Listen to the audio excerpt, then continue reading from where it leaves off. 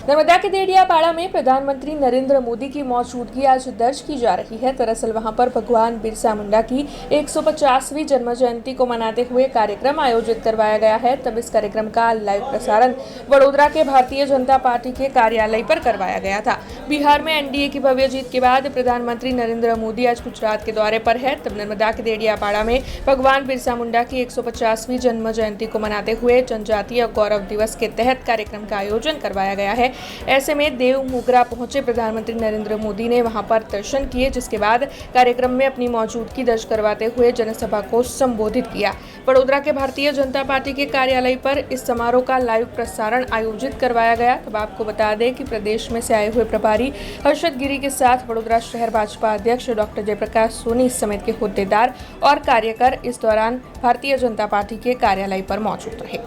जनजाति गौरव दिवस 15મી નવેમ્બર આ દિવસને ભગવાન બિરસા મુંડાની જન્મદિવસ નિમિત્તે આજરોજ દેડિયાપાડાથી દેશના યશસ્વી વડાપ્રધાન શ્રી નરેન્દ્રભાઈ મોદી ગુજરાતને લગભગ 10,000 કરોડના વિકાસના કામોની ભેટ આપવાના હોય ત્યારે ગુજરાતના તમામ જિલ્લાઓની અંદર પાર્ટીના કાર્યકર્તા, પાર્ટીના શુભેચ્છકો અને સમાજના લોકો એકત્ર થઈ ભગવાન બિરસા મુંડાના જીવન કથન ઉપર એક વ્યાખ્યાનમાળાનું આયોજન બધા જિલ્લાઓની અંદર કરવામાં આવ્યું છે। એ સંદર્ભે આજે વડોદરા શહેરના આ કાર્યક્રમની અંદર ઉપસ્થિત રહેવાનું થયું છે। પાર્ટીના સૌ કાર્યકર્તાઓ ભગવાન બિરસા મુંડાના જીવન કથન વિશે પોતાનું જ્ઞાન વર્જિત કરે આવા આશયથી આવા કાર્યક્રમોનું આયોજન થતું હોય છે।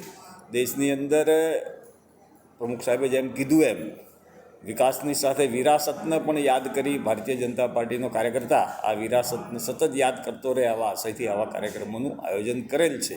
ભારતીય જનતા પાર્ટી હંમેશા વિકાસની સાથે વિરાસતને પણ યાદ કરતા હોય છે।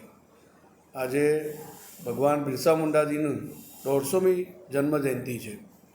જનજાતીય ગૌરવ દિવસ તરીકે ભારતીય જનતા પાર્ટીની સરકારે આ દિવસે જાહેરાત કરી છે।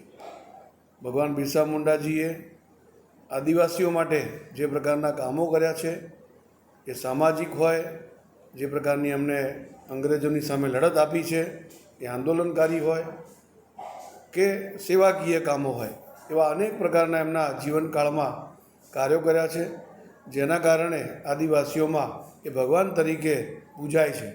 આજે પણ ભગવાન બિરસા મુંડાજીને માનવાવાળો વર્ગ ખૂબ મોટો છે અને સૌ એમને ભગવાન તરીકે પૂજે છે।